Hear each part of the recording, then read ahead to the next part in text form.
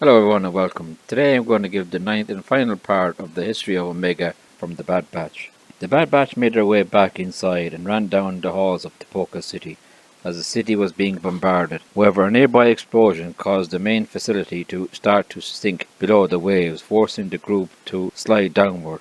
Omega, AZ-3 and Crosshair became separated from the group as nearby door malfunctioned and closed and trapped them in a room. Omega fell unconscious but was reawakened by AZ-3. The droid told Omega that they needed to leave as the room began to flood. She spotted Crosshair trapped underneath with wreckage and tried to get him out with little success. She then contacted the Batch and told them about her predicament, causing them to try to get the door open. Meanwhile, with the room still flooding, Omega ordered AZ-3 to use his boosters to lift the wreckage while she used her bow to break it apart. The two managed to get Crosshair free and with help from Wrecker were able to escape the flooding room. A now awakened Crosshair asked Hunter what he did, and Hunter informed him about the Empire opening fire on Tipoca City, and he went on to state that if he wanted to stay and die, that was up to him. Before leading the squad out of the room, Crosshair reluctantly decided to follow them. The group ran down a hallway and Omega observed the many empty cloning pods being consumed by the ocean. Becoming grief-stricken, Wrecker told Omega that they needed to help moving. However, the main facility started to tilt as it sunk further beneath the water, causing the group to start to fall.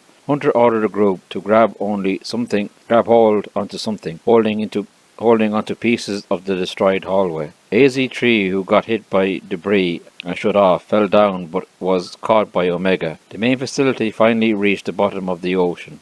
Tech led them to a safe location. The group followed Tech except for Crosshair, who was still hesitant to joining them. Omega stopped and sadly looked at Crosshair before going after the others. Crosshair, although conflicted, followed the group as they made a more secure location. Tech led the team to their old barracks, stating that this was one of the most secure places for now. Wrecker is shocked about the emptiness of the room but is glad that their scoreboard is still up. Crosshair questioned the point of all the missions together due to Hunter abandoning the Empire. Hunter and Crosshair got into a debate, with Hunter stating that blindly following orders made someone a pawn that a real leader looked for after their squad. Crosshair countered by stating that his squad was going to die due to his poor leadership. Omega interjected, saying that they weren't going to die and could escape using the tube system. Having no other idea, the group agreed to her plan. The group walked through the tube system but noticed it being vulnerable and fragile. Crosshair suggested to go back,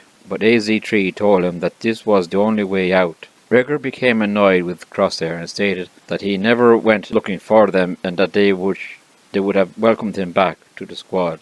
Tech replied that it was Crosshair's nature to be strict and harsh, and that no one would change that. The group continued on and came face to face with the Z-monster. AZ-3 went to turn on the power to scare the creature off and managed to overload the electricity. The group eventually made it to Nalasay's lab, but discovered that the tube system was broken, preventing them from escaping. Crosshair angrily responded that this was what happened when you let a kid take charge, wounding Omega and angering her squad mates. Hunter replied that she saved his life, unlike the Empire that had almost killed him. Crosshair told Hunter that he made the wrong choice and that he wanted to be a part of something bigger. He went off and sat down alone, and Omega followed him. She told him that she was alone on Kamina before the batch came along and knew she had to be with them. Crosshair coldly told her that she'll never be one of them, and Omega responded that she thought the inhibitor chip made him a bad person, but that she was wrong.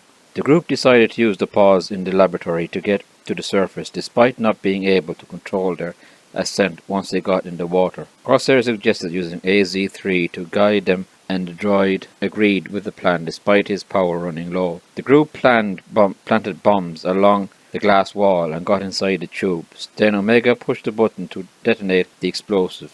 The group rushed out and AZ-3 guided them toward the surface. However, Omega got caught by some debris and sunk downwards, causing AZ-3 to break it apart to rescue her. He managed to do so and pushed her pod upward, but ran out of energy and shut off. Sinking down, Omega, heartbroken, recklessly went after AZ-3 and almost ended up drowning. Fortunately, Crosshair, using his sniper, managed to save both of them by firing a grappling hook and pulling them up. The group made it back to the Marauder and gazed out at the remains of Tipoca City, and the group then told Crosshair that he could choose to come with them, but he declined, stating that this changed nothing. The group went back to the ship to take off, but Omega stopped and turned back to Crosshair. She thanked him for saving AZ-3's life, to which Crosshair stated that they were now even.